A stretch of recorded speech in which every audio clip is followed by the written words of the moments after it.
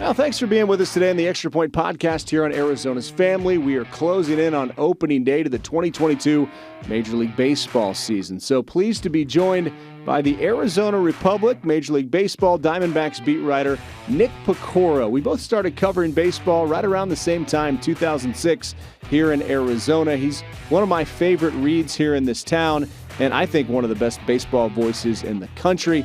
Time to talk about how the Diamondbacks will fare in 2022. How many years is this now for you covering the Diamondbacks? I think it's 15. Got here in 06, so I think we were. Yeah. Was that your first year?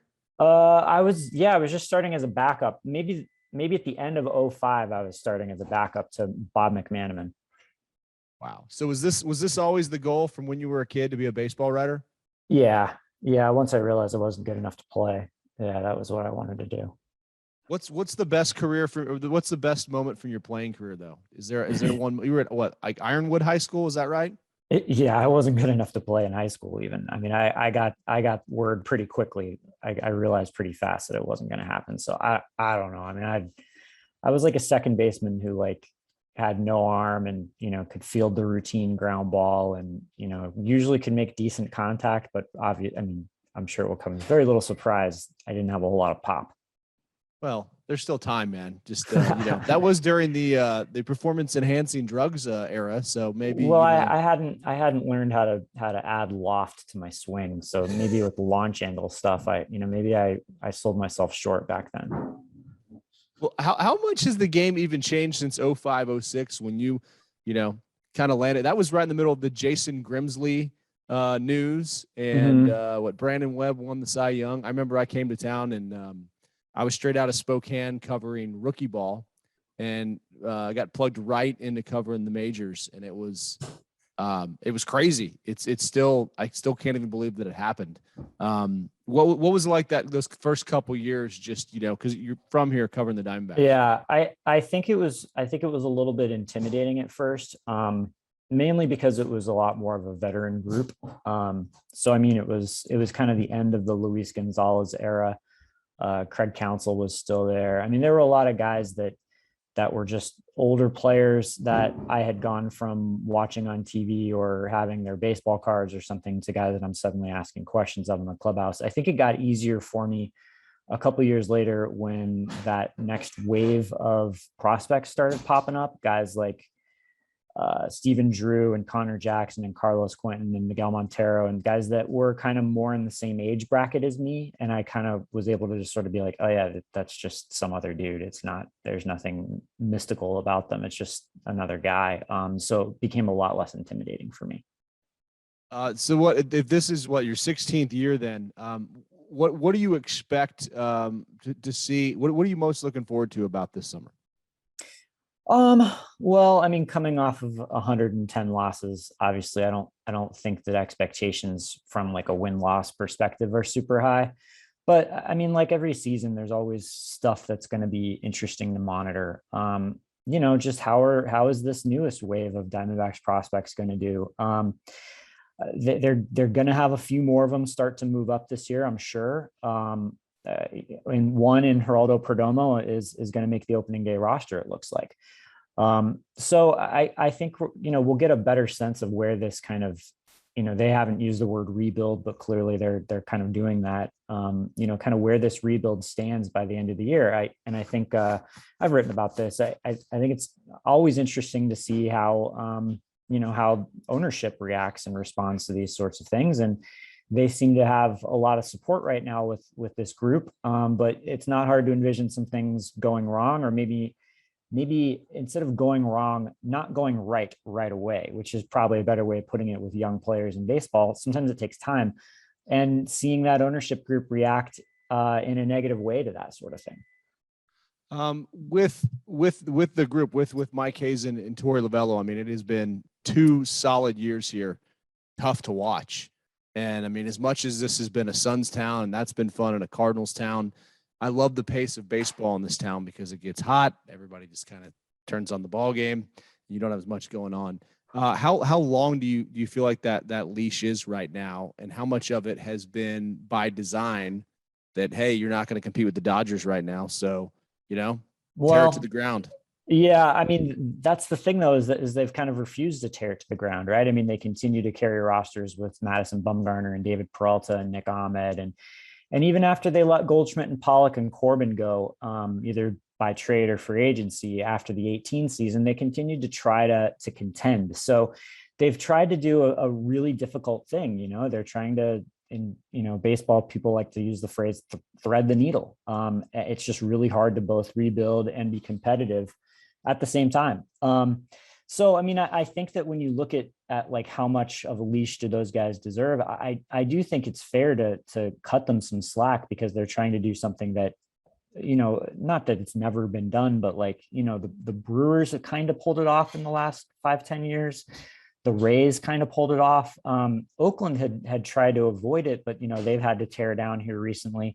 It's just kind of the way that it goes for most teams is you have to tear down to end up having that up cycle again. Listening to Derek Hall talk the other day, I did a little Q&A session with him recently. He sounds like he has total faith, and ownership is willing to give a long leash to this group. But again, like I said, I'm curious to see how it plays out if things kind of start to go sideways a little bit again this year, especially after what we saw last year. Can you make a case though with the arms and the starting rotation, and you have Melanson and Kennedy there, both guys that have closed games, that they can be in this? I mean, we always just say if you're not going to be good, just be relevant until Cardinal training camp. And if you're going to be good, that makes the fall really fun. But the trading deadline, could you make a case that this team is going to be able to keep itself in ball games with its pitching? I guess you could. I don't know that they have quite the depth to be able to make that argument really legitimately, especially when you look around the rest of the National League and some of the clubs that have built up around them.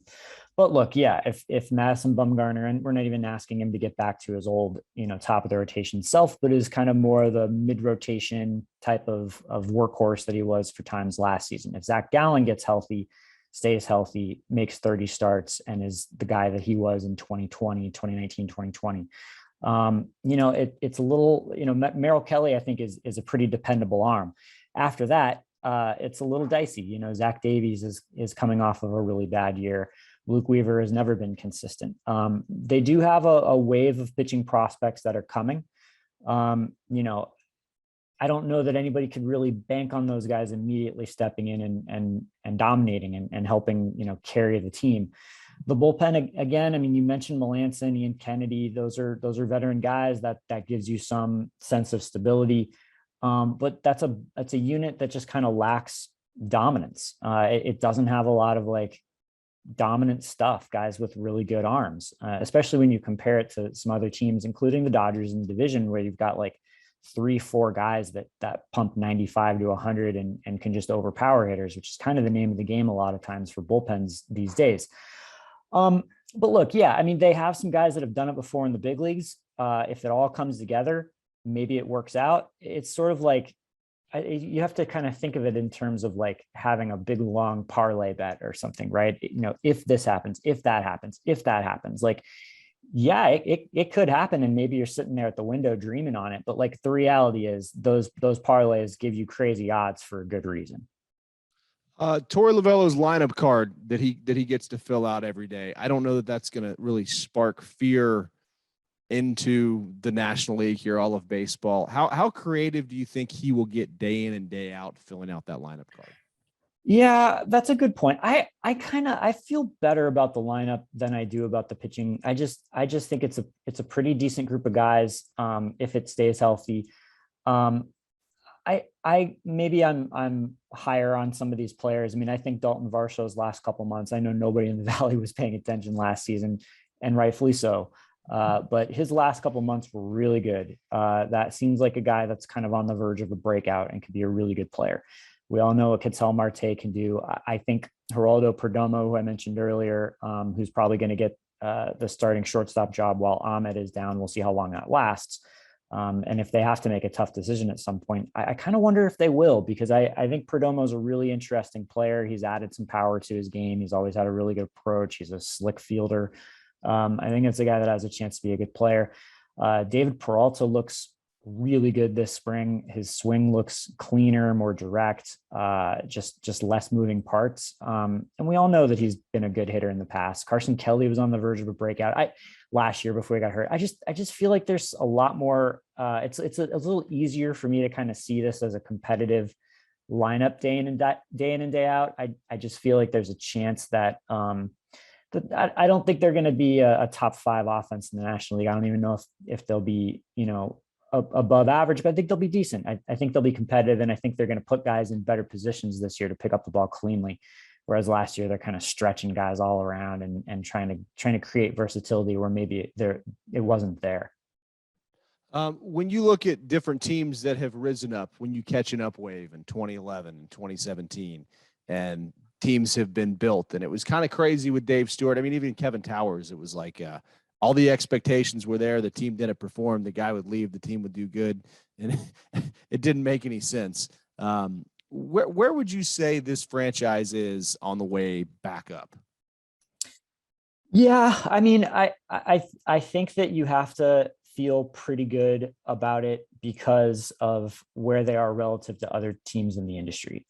It seems as though this is a really good farm system. If you kind of trust the prospect hounds that are out there ranking farm systems, the Diamondbacks are top 5, top 10 in all of them, all of those rankings. They have a collection of pitching prospects. A bunch of them got to Double-A last year. Some of them were in high A. That how it works. I mean, you need 7 to 10 guys that have a chance to start games to get usually 2, maybe 3 of them to actually pan out. And they have those kind of numbers now where they never did in the past, I don't think. And I think what's different about this group is that there's some legitimate power stuff among them. There's guys that have, sit 95 or higher with their fastballs that kind of give you, even more of a fallback too, where you can see someone maybe turning into a dominant 8th or 9th inning type of guy. I think when you think back to those teams that surprised, they were coming off of disappointing seasons that were expected to be really good, right? Last year really wasn't the case with the Diamondbacks. So I think it's a little bit more of a starting over point for them. I don't think it's realistic to expect the kind of bounce back because in 2017, remember 2016 was the year they traded for Greinke and Shelby Miller and fell flat. So they kind of just changed the pieces around and it kind of took off and had the kind of season they were hoping in 16. This year, it's a little bit more of like, a little bit more of a true rebuild, I would say, where there are still some good players, some interesting players, but I don't know that we can really expect it to come together quickly. Now, there are reasons to think that they're on the right track. They have a group of pitchers in Double-A, probably, and some of them were in high A as well, probably 7 to 10 guys that you can kind of reasonably expect, or that scouts reasonably expect to have a chance to start in the big leagues. When you have that kind of group, you need those kinds of numbers to get 2 or 3 of them to actually pan out. And then you look at the position player side, scouts see guys all up and down the system that have a chance to be everyday position players. Now, it just doesn't usually work in baseball where guys suddenly come up and boom, they're established big leaguers and they're productive big leaguers. I mean, we saw it with Dalton Varsho the last couple of years where 300 at bats into his career, it didn't look good. And then suddenly, boom, something clicked and now it kind of looks like he's ready to break out. So, I mean, I think like if things go the way that they envision, it's reasonable to think that in, 2-3 years, you're looking at a team that has a chance to compete, maybe a little bit longer time horizon than that. But like I use the word compete, get into the 80s or so, play meaningful games in September. And, if Corbin Carroll turns out to be, the star outfielder that they think he could be, or Jordan Lawler turns out to be the slugging infielder they think, then, suddenly they've got those pieces they can build around to contend with the big boys in the division. And where can people follow you all season long? Will you be more on Twitter, more on AZ Central, more on Instagram? What's kind of your strategy for covering the team this year? Yeah, I mean, I kind of just try to focus everything at our website at AZ Central. I mean, I'll tweet out the links to my stories, and that's at Nick Piecoro. But I try to keep most of my content there at the site and direct people that way. Is your plant game looks like it's on point as well? Is that like the second? Do you do any writing about plants? I do not, but I appreciate that. I'll pass it along to the person in the household who takes great care of those. She has a history of actually having things work out the wrong way when it comes to plants, and killing more of them than thriving. But I will let her know you like what you're seeing. It's like 300 bats in the big leagues. Like you just need a little time. That's one way of putting it. I'll try to remind her of that. Although it's been a lot longer than If 300 those bats, plants don't have names behind you, I'm going to name one Dalton and the other Varsho. We're going to watch it take off. Sounds good, Mark. Hey, thanks for having me on. The Extra Point Podcast is a production of 3TV, CBS 5, and azfamily.com in Phoenix, Arizona.